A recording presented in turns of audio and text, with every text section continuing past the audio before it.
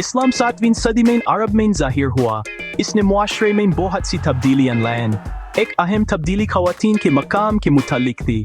اسلام سے پہلے عرب کے کچھ حصوں میں عورتوں کے حالات اکثر بہت مشکل تھے۔ اس نئے مذہب کا مقصد اپنے تمام ماننے والوں کے لیے انصاف اور ہمدردی قائم کرنا تھا۔ اس میں مرد اور عورت کی روحانی برابری پر واضح زور شامل تھا۔ دونوں کو اللہ کا بندہ سمجھا جاتا ہے اور دونوں اپنے اعمال کے لیے برابر جواب دہ ہیں۔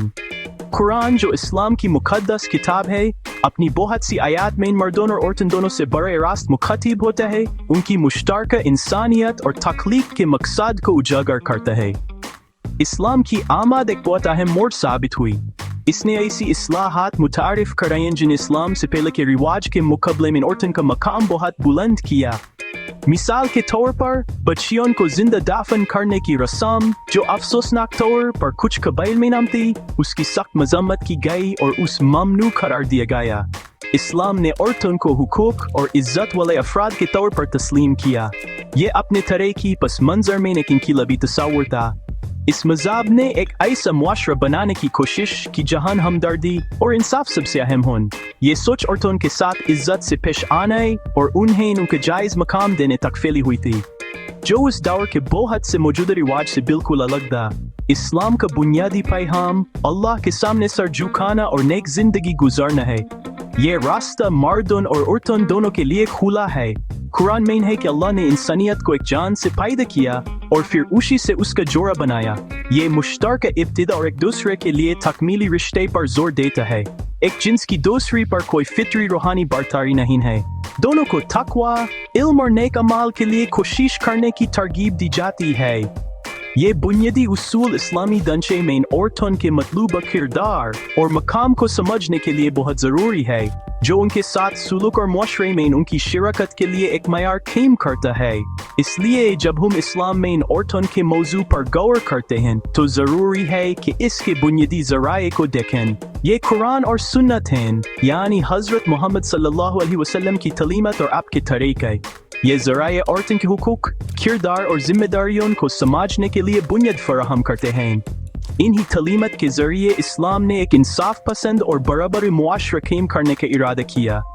اسلام میں عورتوں کو دی گئی عزت کوئی معمولی بات نہیں ہے، یہ اس کے نقطۂ نظر کا ایک لازمی حصہ ہے۔ اس تاریخی اور مذہبی پس منظر کو سمجھنا اس مذہب میں عورتوں کے مطلوبہ مقام کرنے کے لیے بہت ضروری ہے۔ اسلام عورتوں کو خاص واضح طور پر بیان کیے گئے حقوق دیتا ہے۔ یہ حقوق اپنے وقت کے لحاظ سے کافی انقلابی تھے۔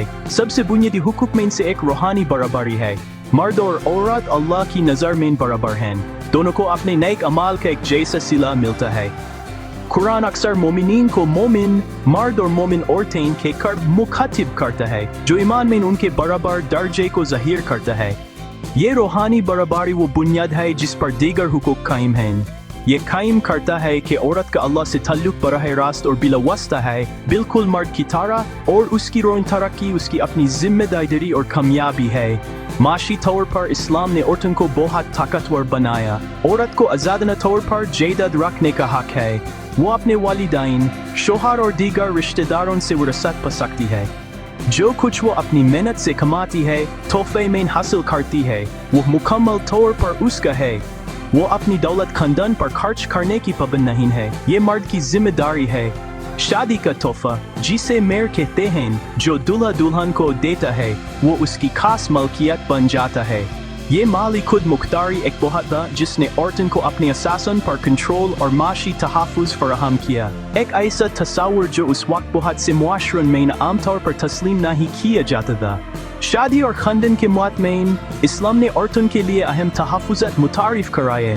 ایک جائز نکاح کے لیے عورت کی رضامندی ضروری ہے۔ اس کی مرضی کے خلاف کسی سے شادی کرنے پر مجبور نہیں کیا جا سکتا۔ اگر شادی ناقابل برداشت ہو جائے تو عورتوں کے پاس بھی طلاق لینے کے راستے ہیں، اگرچہ پہلے ہمیشہ صلح کی کوشش کی ترغیب دی جاتی ہے۔ قرآن اپنی شریک حیات کے ساتھ نرمی اور اچھے سلوک پر زور دیتا ہے۔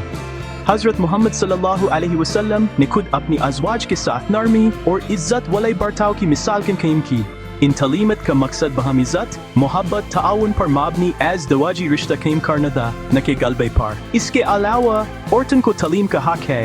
इल्म हासिल करना हर मुसलमान, मर्द हो या औरत, पर फर्ज समझा जाता है। ये औरतों के लिए तालीम याफ्ता होने और सीखने की एक ज़बरदस्त दावत थी। इस्लामी तरीक़ में बहुत सी ख़वातीन मशहूर आलिम, फ़क़ीह और उस्ताद बनीं। तालीम पर इस ज़ोर ने यह यकीनी बनाया कि औरतें अपने मज़हब, अपने हुकूक और अपनी ज़िम्मेदारियों को समझ सकें। इसने उन्हें अपने मुआशरे में ज़हनी तौर पर हिस्सा डालने के काबिल भी बनाया। इल्म की जस्तजू जिन्स की बुनियाद पर महदूद नहीं थी, जिसने औरतों के लिए मुख्तलिफ इल्मी शोबों में आला दर्जे की तालीम और असर और रसूख हासिल करने के दरवाजे खोल दिए और फ़िक्री बहस को तश्कील दिया। इस्लाम में खानदान की बहुत अहमियत है और औरतें इसमें मरकज़ी किरदार अदा करती हैं। खास तौर पर माओं को बहुत ज़्यादा इज्जत दी जाती है। हज़रत मोहम्मद सल्लल्लाहु अलैहि वसल्लम के एक मशहूर फरमान है कि जन्नत माओं के कदमों तले है। ये बच्चों की परवरिश और खानदान के माहौल को बनाने में माँ के किरदार को दी गई बेपनाह इज्जत और अहमियत को ज़ाहिर करता है। अगरचे मर्द आम तौर पर खानदान की किफ़ालत के जिम्मेदार होते हैं, औरतों को अक्सर घर का दिल समझा जाता है, जो घर वालों की परवरिश करती हैं और उसके सुकून को बरकरार रखती हैं। इस किरदार को पूरे मुआशरे की बेहतरी के लिए एक बहुत अहम हिस्सा समझा जाता है। औरतों के लिए तालीम, जैसा कि पहले बताया गया, सिर्फ एक हक नहीं बल्कि एक फ़र्ज है। इसके नतीजे में इस्लामी दुनिया में ख़वातीन की इल्मी खिदमत की एक शानदार तारीख़ है। हज़रत मोहम्मद सल्लल्लाहु अलैहि वसल्लम की पहली बीवी एक कामयाब तजीर और आपकी सबसे बड़ी मददगार थीं। आपकी बाद की बीवी हज़रत आयशा हदीस यानी नबी करीम सल्लल्लाहु अलैहि वसल्लम के अक़वाल और सुन्नतों की सबसे अहम रवियों में से एक मुअज़्ज़ज़ आलिमा और उस्ताद बनीं। फ़ातिमा अल-फ़िहरी को 859 ईस्वी में फ़ैज़, मोरक्को में अल-क़रवीन यूनिवर्सिटी कायम करने का सेहरा जाता है, जो दुनिया की कदीम मुसलसल चलने वाली यूनिवर्सिटियों में से एक है। ये मिसालें इल्मी ज़िंदगी में औरतों की फ़आल शिरकत को ज़ाहिर करती हैं। काम और अवामी ज़िंदगी के बारे में इस्लामी तालीमत औरतों को काम करने और मुख्तलिफ पेशों में शामिल होने की इजाज़त देती हैं। शर्त यह है कि उनका काम जायज़ हो और इस्लामी अक़दार यानी हया और वक़ार के मुताबिक अंजाम दिया जाए। तरीक़ी तौर पर मुसलमान औरतें तिजारत, ज़राअत, तिब, तदरीस और कुछ सूरतों में हुकूमत में भी शामिल रही हैं। औरतों के घर से बाहर काम करने पर कोई मुकम्मल पाबंदी नहीं है। बुनियादी फ़िक्र अक्सर खानदानी जिम्मेदारियों और पेशेवराना ज़िंदगी के दरमियान तवाज़ुन करना होता है। इसके साथ साथ एक ऐसा माहौल बरकरार रखना जो इस्लामी उसूलों का एहतराम करे। माशी और समाजी तौर पर हिस्सा डालने की सलाहियत हमेशा से औरतों के लिए इस्लामी रिवायत का हिस्सा रही है। औरतों की खिदमत उनके फौरी खानदान से आगे बढ़कर पूरे मुआशरे तक फैलती हैं। वो मजहबी जिंदगी में हिस्सा लेती हैं, मस्जिदों में जाती हैं, अक्सर मखसूस जगहों पर खैराती सरगर्मियों में मशगूल होती हैं और समाजी फलाह और बहबूद में अपना हिस्सा डालती हैं। इब्तिदाई मुस्लिम मुआशरे ने औरतों को जिंदगी के मुख्तलिफ पहलुओं में फ़आल तौर पर हिस्सा लेते देखा। जंगों में ज़ख्मियों की देखभाल से लेकर अवामी मामलात पर अपनी राय का इज़हार करने तक। ये तारीख़ ही मिसाल ज़ाहिर करती है कि औरतों का मकसद अवामी जिंदगी से मुकम्मल तौर पर अलग थलग रहना नहीं था, बल्कि वह मुआशरे का लाजमी हिस्सा थीं, जो अवाम की भलाई के लिए अपनी सलाहियतों और नुक्ता नज़र से हिस्सा डालती थीं और एक मुतहरिक और सबको शामिल करने वाले मुआशरे को फ़रोग देती थीं। अफसोस की बात है कि इस्लाम में औरतों के बारे में गलत फहमियाँ बहुत फैली हुई हैं। एक अक्सर पाई जाने वाली गलत फहमी यह है कि इस्लाम औरतों पर जुल्म करता है या उन्हें गुलामी पर मजबूर करता है।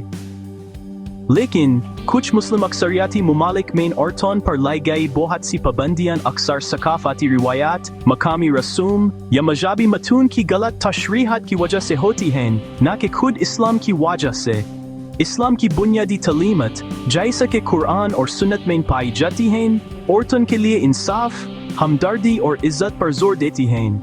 मज़हब के नज़रियात और उसके कुछ मानने वालों के अफ़ाल के दरमियान फ़र्क करना बहुत ज़रूरी है, जो शायद उन नज़रियात पर पूरा न उतारते हों। एक और गलत फहमी हिजाब यानी सर पर दुपट्टा या स्कार्फ लेने के तस्वुर के गिर्द घूमती है। बहुत सी मुसलमान ख़वातीन के लिए हिजाब पहनना एक ज़ाती इंतखाब और उनके ईमान, شناخت اور اللہ سے عقیدت کے اظہار ہے۔ اسے اکثر حیا اور خود مختاری کی علامت سمجھا جاتا ہے، ظلم کی نہیں۔ اگرچہ کچھ تشریحات یا ثقافتی پس منظر اسے لاگو کر سکتے ہیں، پردے کے بارے میں قرآنی آیات مختلف علماء کی تشریحات کے تابع ہیں۔ یہ خیال کہ تمام مسلمان عورتوں کو پردہ کرنے پر مجبور کیا جاتا ہے ایک عام سی بات ہے جو دنیا بھر کی مسلمان خواتین کے مختلف تجربات اور انتخابات کی عکاسی نہیں کرتی۔ بہت سی خواتین اپنی عقیدے سے وابستگی کے طور پر اسے اپنی مرضی سے چنتی ہیں۔ اس کے علاوہ یہ خیال کہ اسلام عورتوں کو تعلیم یا قیادت کے کرداروں سے روکتا ہے غلط ہے۔ جیسے کہ پہلے ذکر کیا گیا، علم حاصل کرنا تمام مسلمانوں پر فرض ہے۔ پوری تاریخ میں مسلمان خواتین نے عالم استاد اور یہاں تک کہ حکمران کے طور پر بھی بہترین کارکردگی دکھائی ہے۔ اگرچہ کچھ علاقوں میں ثقافتی رکاوٹیں ہو سکتی ہیں، لیکن یہ اسلامی تعلیمات کا حصہ نہیں ہیں۔ حضرت عائشہ بنت ابی بکر جیسی خواتین جنہوں نے مردوں اور عورتوں کو پڑھایا، یا شجاع الدر جنہوں نے 13ویں صدی میں مصر پر حکومت کی مثالیں ظاہر کرتی ہیں کہ عورتوں نے اثر اور رسوخ والے اہم عہدے سنبھالے ہیں۔ یہ تاریخی حقیقت فطری اسلامی ممنوعیت کے بیان کی تردید کرتے ہیں۔ اسلام اور اس میں عورتوں کے کردار کے بارے میں مستند علم حاصل کرنا بہت ضروری ہے۔ غلط تصورات اور میڈیا میں دکھائی گئی تصویروں پر بھروسہ کرنے سے غلط فہمی پیدا ہو سکتی ہے۔ جب ہم بنیادی متون اور اسلامی تاریخ کے وسیع منظر کو دیکھتے ہیں تو ایسی خواتین کی تصویر سامنے آتی ہے جنہیں اہم حقوق دیے گئے اور جنہوں نے اہم کردار ادا کیے۔ عورتوں کے متعلق اسلام کی سچی تعلیمات کو سمجھنا تعصبات کو دور کرنے میں مدد دے سکتا ہے۔ یہ مسلمان خواتین کو اپنے مذہب کے مطابق اپنے حقوق ترنے کی طاقت بھی دیتا ہے اور ان کے مختلف تجربات اور خدمات کے بارے میں ایک زیادہ معلوماتی اور باعث علمی گفتگو میں حصہ ڈالتا ہے۔